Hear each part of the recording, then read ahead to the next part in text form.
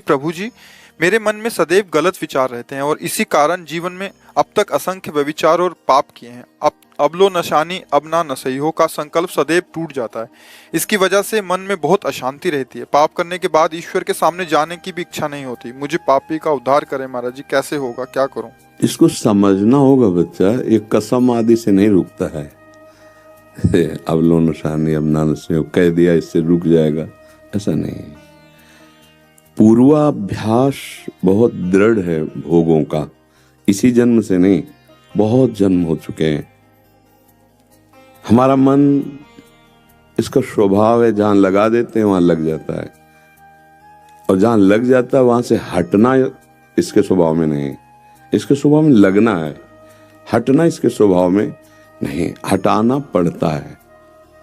जैसे किसी भी भोग में लगा हुआ है, थोड़ी देर भोगेगा, फिर हटना जैसा लगेगा, पर फिर उसी भोग में लग जाएगा। फिर वो उसी भोग को नवीन रूप से भोगना चाहेगा, नवीन शरीर में भोगना चाहेगा। ये इसकी जो मलिनता है, बिना विवेक उदय हुए ये नष्ट नहीं होगा। विवेक जो आप सत्संग सुन रहे हैं, शास्त्र स्वाध्याय कर रहे हैं, इन्हीं से जागृत होता है। और जागृत हुआ आपके अंदर तो आप अपने को सभा में बोलने लगे कि मैं व्यभिचार दोष से युक्त हूं, मैंने पाप किए। ये विवेक बुलवा रहा है। अज्ञानी अविवेकी पापात्मा जीव ऐसा नहीं बोल सकता। सत्संग सुना, हिम्मत आई, अपनी गलती स्वीकार की, विवेक जागृत हुआ, आप बोल रहे हैं। अब इसका सुधार, जिस समय मन में स्फुरणा भोगों की होती है, पहले स्फुरणा होती, फिर उसका मनन होकर संकल्प बनता है, बाद में क्रिया होती है। अचानक कभी क्रिया नहीं होती भोगों की। जैसे ठोकर लगी गिर गए, ऐसे कभी भोगों में नहीं गिरते। ध्यान से देखना, हमारी बात सुनना। पहले स्फुरणा होती है अंदर, अमुक भोग, फिर उसका चिंतन बनता है, फिर संकल्प बन करके हमारी क्रिया की ऐसी वृत्ति उत्पन्न होती है, कुछ भी हो करना ही। जब संकल्प बन गया, फिर मिटाना बहुत कठिन है। मिटाया जाता है जहां स्फुरणा हुई, वहां भोग की स्फुरणा जब होती है, उसको गाढ़ चिंतन में ना बदलने दिया जाए। इसीलिए कहते राधा राधा राधा राधा। उस समय हम अपने मन को स्वतंत्र ना होने दें। होता क्या है कि हम उस समय तदात्म हो जाते हैं और हमारी सावधानी छूट जाती है, उसमें हम सुख लेने लगते हैं। समझ पा रहे? कोई भी भोग क्रिया बिना भोग संकल्प के नहीं होती। भोग संकल्प के पहले भोग स्फुरणा होती है। स्फुरणा के समय यदि हम संभाल लिए तो गाढ़ चिंतन नहीं होगा, संकल्प नहीं बनेगा। संकल्प नहीं बनेगा तो हम क्रिया को नहीं होने देंगे। जब संकल्प बन गया तो तुम्हारी ताकत नहीं कि तुम क्रिया को रोक दो, क्योंकि तदात्म होने पर संकल्प बनता है। ऐसे से ऐसा देखो, पिछली बार जब आपने जो चीज भोगी थी वो ऐसे, आपकी ऐसे ऐसा, और पहले चिंतन हो रहा, उसी समय उसको रोको। राधा राधा राधा राधा राधा राधा राधा, नहीं नहीं नहीं। अगर धर्म पूर्वक विषय चिंतन हो रहा है तो उसे हम स्वीकार कर लेते हैं, उसकी मांग पूरी। अगर अधर्म पूर्वक है तो राधा राधा राधा राधा, नहीं नहीं, कदापि नहीं, नहीं। अंदर युद्ध शुरू नहीं। वो बार बार आपको चिंतन कराने के लिए एकांत करेगा कि शांत हो जाओ, छोड़ो नाम, देखो हम तुम्हें पेश कर रहे हैं, इससे बड़ा सुख होगा। और आप अगर उसमें डूब गए, मतलब आप स्वीकृति दे दी, अब आपको नष्ट कर देगा। कोई आवे या ना आवे, कोई मिले या ना मिले, अपने आप से अपने आप में नष्ट हो जाओगे संकल्प बनने पर। ध्यायतो विषयान पुंसां संगास्तेषु उपजायते, संगात संजायते कामः, कामः क्रोधोद्भिजायते, क्रोधात् भवति सम्मोहा, सम्मोहात् स्मृति विभ्रमा, स्मृति भ्रंशात् बुद्धिनाशो, बुद्धिनाशात् प्रणश्यति।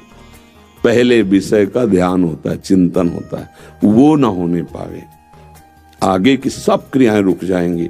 अगर वो हुआ तो तत्काल संकल्प और आसक्ति और क्रिया सब, कहने में बहुत देर लगता है। वो मन इतना प्रवीण है कि वो सोचता है और आपको समेट लेता है।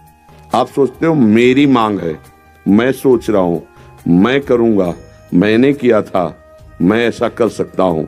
आपको समेट लिया अपने में। अब आप अलग नहीं रहे, आपको नष्ट कर देगा। जब आप अलग होके देखे, मन नहीं नहीं नहीं, तू बहुत बार गलती करवाए, तेरी चाल ही है, तू हर बार मुझे नष्ट करता है। आप नहीं, राधा राधा राधा राधा राधा राधा राधा, तेरी सुनेंगे नहीं, तेरे को अवसर नहीं देंगे, बच जाओगे। करके देखो, इसी से विजय प्राप्त की जाती, यही उपाय है। और मन में एक ही विषय करोड़ों बार भरे हैं, एक ही विषय, जैसे काम, तो काम की करोड़ों बार वो वृत्तियां बनी हैं, वो संस्कार बने। तो जब जब हम नाम जप शुरू करेंगे तो वो हर बार वही निकलेगा, वही डिलीट हो। आपको लगेगा इतना नाम जपने पर अभी तक नहीं गया, नहीं, वो जो आया था वो तो गया। ऐसे करोड़ों मैसेज भरे हैं काम के, और सबको नाम एक एक करके जड़ से डिलीट करेगा। आपको नया मैसेज नहीं बनाना है, नया धर्म आचरण नहीं करना, वो डिलीट होते होते मन निर्मल हो जाएगा। घबराने की जरूरत नहीं। पापी का मतलब होता है हमसे गलती हो गई। जैसे कहते हैं जानबूझ के, कैसे, वो सच्ची में नहीं जानता, वो जानकारी भी जानकारी नहीं है। जिससे पाप बन रहे हैं वो क्या ज्ञानी है, वो क्या जानता है, बेचारा। वो जानते हुए भी अनजान है, वो अज्ञानी है। असत भोगों में सुख, गलती हो रही उससे। किसी को भी सुधरने का आखिरी तक चांस है इस अध्यात्म में, आखिरी श्वास तक चांस है। अगर आप तो अभी नौजवान हैं, आप सुधारना चाहें, आप अपने को बहुत जल्दी सुधार सकते हैं, अभी अवसर है। जैसे मटकी आवे में पक जाए, फिर उसको कोई रूप देना बड़ा कठिन हो जाएगा, लेकिन कच्ची मटकी है तो फोड़कर उसे कोई भी रूप दिया जा सकता है। अभी आप कच्ची मटकी हैं, अभी अवसर है, आप बदल लें। जब मन आपको गलत शिक्षा दे उस समय नाम कीर्तन जोर जोर से, राधा राधा राधा राधा राधा। उसकी बात नहीं सुननी, नहीं सुनोगे तो जलाएगा तुम्हें, उसकी जलन को बर्दाश्त कर जाओ। अगर बर्दाश्त कर गए तो जीत गए, अगर बर्दाश्त नहीं किए तो हार गए। फाइनल में है उसकी जलन को बर्दाश्त करना पड़ेगा। यम ही न व्यथ्यन्ते ते पुरुषम पुरुषर्षभ शम दुखा सुखाधीरम सोमृतत्वाय कल्पते। जो उस व्यथा को सह गया, इतना टूटा नहीं कि जो मन का वही करना पड़, तो फिर वो जीत गया।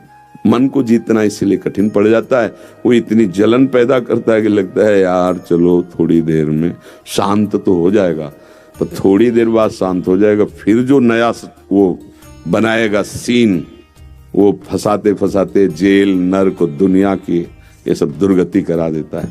बहुत सावधान। मतलब सैकड़ों अपराध हुए, ओपन नहीं हुए तो बच रहे हो भी प्रगट में, लेकिन दैवी संपदा जिनके द्वारा रची गई है वो दंड विधान जब करेंगे तब तो फिर ये होता है कि यार बड़ा सीधा आदमी था, ऐसा भयानक रोग कैसे हो गया। दंड पूर्व कर्म जिनका हमने भोगा नहीं, उनका भोगना पड़ रहा है। कर्म तो भोगना ही पड़ेगा, यदि भजन के द्वारा उसे नष्ट न किया जाए, प्रायश्चित न किया है तो दंड दिए बिना नहीं रहता। ऐसे अच्छे कर्म वो सुख दिए बिना नहीं रह सकते। जैसे कोई दुख नहीं चाहता और भोगना पड़ता है, ऐसे सुख भी मत चाहो, भोगना पड़ेगा, वो आएगा। क्योंकि आपका कर्म जब असत कर्म दंड देता है तो सत्कर्म सुख देता है। हमको ऐसा इस बार कर्म करना है जो सुख दुख दोनों से परे भगवान से मिला दे। वो है भजन, नाम जप, सत्संग, शास्त्र स्वाध्याय, दूसरों की सेवा, ठाकुर सेवा, भगवत सेवा। इससे हम निर्मल हो जाएंगे। ठीक है, चिंता मत करो, चिंतन करो, घबराओ मत। योद्धा 100 बार हार जाए तो चांस रहता है जीतने का, आखिरी तक जीतने का चांस रहता है, पर आखिरी कब है, किस सेकंड में, हमें पता नहीं। इसलिए आज से हम सावधान हो जाएं।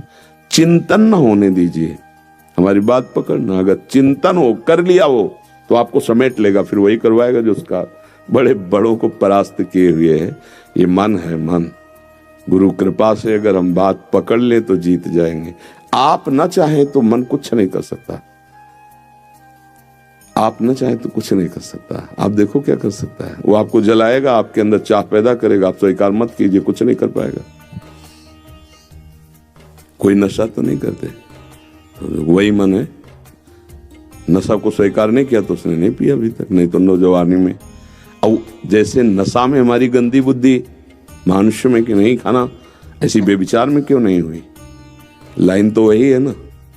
पंक्ति में तो वही है, शराब पीना, मांस खाना, पराई माता बहनों के प्रति काम भाव से देखना या गलत आचरण कर बैठना, चोरी करना, हिंसा करना, जुआ खेलना, ये सब एक ही लाइन तो है ना। तो हम क्या करते हैं कि कुछ में तो देख लिया कि बहुत निषिद्ध है और इस बात को हम स्वीकार कर लिए कि इसमें सुख है, व्यभिचार में, पराई माता बहनों की तरफ गंदी दृष्टि रखने में। अब वो महापाप हमारे हृदय को इतना अधीन कर लिया कि उसमें दोष ही नहीं नजर आ रहा है। शराब में दोष नजर आएगा, आपने मान लिया कि निषिद्ध है, लेकिन व्यभिचार है तो उसी पंक्ति में रखा है। चोरी, दूसरे को दुख पहुंचाना, हिंसा करना मन वचन कर्म से, वो सब एक ही पंक्ति में है। इनमें से एक भी आ जाएगा तो नष्ट कर देगा। बहुत है, समझ में नहीं आता, पूरा परिवार लेके अंदर आ जाते हैं। झूठ, व्यभिचार, छुपाव, कपट, छल, ये सब आ जाते हैं।